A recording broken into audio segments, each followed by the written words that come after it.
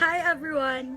I agree with the message of the video Gasolina because it shows the real sacrifices that many Filipino fathers make for their families.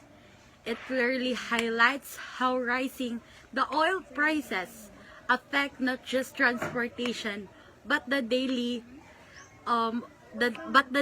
survival of ordinary people.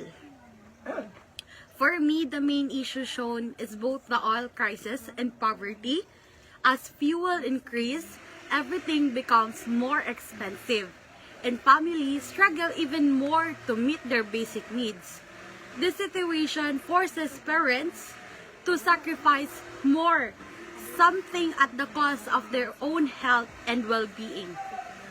And the video reminds us that behind every hardship is a story of sacrifice, love, and responsibility that deserves recognition and action. That's all. Thank you.